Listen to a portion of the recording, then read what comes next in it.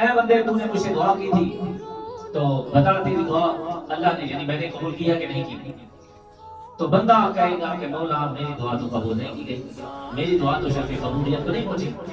اللہ تعالیٰ نے ارشاد فرمایا کہ اے بندے تیرے اوپر کے اس حصے میں تو نے دعا مانگی تھی، بتا وہ تیری دعا قبول ہوئی کہ نہیں؟ وہ دعا اللہ تعالیٰ فرمائے گا آج بتا دو۔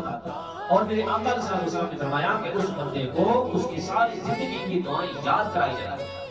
کہ بندے تو دعا کرنے کے بعد بھول گیا تھا پر تیرا رب تیرا پکارنا نہیں بھولا، تو نے جو دعا کی تھی اللہ تبارک و تعالیٰ اس کو نہیں بھولا۔ زندگی کی پہلی دعا سے لے کر زندگی کی آخری دعا تک میرے آقا کریم صلی اللہ علیہ وسلم نے فرمایا کہ بندے کے سامنے ساری دعائیں جو ہیں وہ یاد کرائی جائیں گی، دہرائی جائیں گی، تو بندہ کہے گا مولا میری دعا تو قبول نہیں کی۔ تو اللہ تعالیٰ فرمائے گا اچھا بقول میرے کہ تو کہتا ہے تیری دعا کو شرط قبولیت عطا نہیں ہوئی۔ اللہ تعالیٰ نے فرمایا یہ جو تجھے اتنی خوشیاں ملی، یہ جو تجھے اولاد ملی، یہ جو تجھے بیٹیاں ملی، یہ جو تجھے بیٹے ملے، اتنا وسیع رزق ملا، اتنی عزت ملی ہے جی، تیری جان پہچان نہیں تھی۔ اللہ تبارک تعالیٰ فرمائے گا اتنی عزت تجھے ملی، اب بھی تو کہتا ہے کہ یا رب العالمین میری تو کوئی دعا بھی قبول نہیں کی گئی۔ اللہ تبارک تعالیٰ فرمائے گا اے بندے اللہ تبارک تعالیٰ نے تیری دنیا کی گئی ساری دعاؤں کو شرط قبولیت کا فرما دیا۔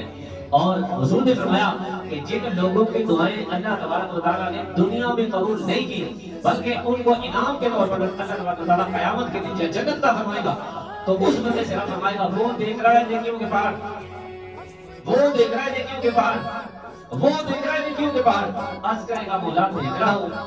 اللہ تبارک و تعالیٰ ارشاد فرمائیں گے وہ جو نیکیوں کے پہاڑ ہیں نا، جس بندے کی دعا میں نے دنیا میں قبول نہیں کی نا، آج قیامت کے دن ساری دنیا کے سامنے ان نیکیوں کے پہاڑوں کا ان کو غالب بنا دے۔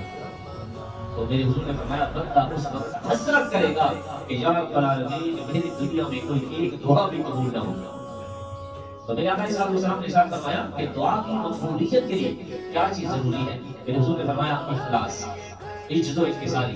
جب اخلاص کے ساتھ اللہ تعالیٰ کی پاک بارگاہ سے مانگا جاتا ہے، دعا کی جاتی ہے، اللہ تعالیٰ اس کی دعا کو قبولیت کے ساتھ فرما دیتے ہیں اور اللہ تعالیٰ اس کی دعا کو قبول فرماتے ہیں۔ حضرت ابن مسعود رضی اللہ تعالیٰ عنہ آپ نے ارشاد فرمایا کہ رمضان کے ہر رات میں ایک منادی پکارتا ہے کہ اے خیر کی تلاش کرنے والے متوجہ ہو اور آگے بڑھ، اے اچھائی کے چاہنے والے متوجہ توجہ کر کدھر جا رہے ہیں، آگے بڑھ، اور اے برائی کے طرفدار بس کر اور اپنی آنکھیں کھول۔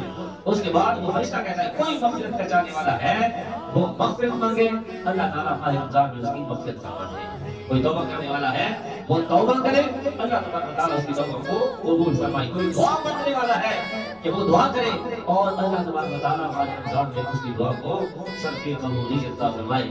میرے آقا صلی اللہ علیہ وسلم نے ارشاد فرمایا کہ ماہ رمضان میں روزے دار جو بھی سوال کرتا ہے اللہ تعالیٰ کی طرف سے اس کو ہر سوال پر عطا کیا جاتا ہے۔ فرمایا کہ دعا کے قبول ہونے کے لیے کچھ شرائط وارد ہیں کہ ان کے فوت ہونے سے بسا اوقات دعا رد کر دی جاتی ہے۔ اگر وہ شریعتیں، وہ عادات، وہ کام پائے جائیں انسان کے اندر تو وہ بے شک دعائیں مانگ مانگ کے تھک جاتا ہے، پر اللہ تبارک و تعالیٰ اس کی کسی ایک دعا کو بھی قبول نہیں فرماتے۔ فرمایا وہ کیا ہے؟ فرمایا وہ یہ ہے کہ وہ حرام غذا کھاتا ہے، چاہے 1 روپیہ بھی ہے، حرام غذا کھاتا ہے، حرام کاروبار کرتا ہے، حرام اس کے معاملات ہیں۔ فرمایا ایک طرف وہ حرام معاملات بھی کرتا ہے، کاروبار بھی کرتا ہے، حرام رزق بھی کھاتا کھلاتا ہے، اور دوسری طرف اللہ تعالیٰ سے وہ یہ امید باندھ کے بیٹھا ہے کہ اللہ میری دعاؤں کو قبول فرمائے گا۔ فرمایا نہ، جب تک وہ حرام نہیں چھوڑے گا اتنے تک اللہ تبارک و تعالیٰ اس کی دعا کو قبول نہیں فرمائے گا، اس کی دعا کو رد کر دیا جائے گا۔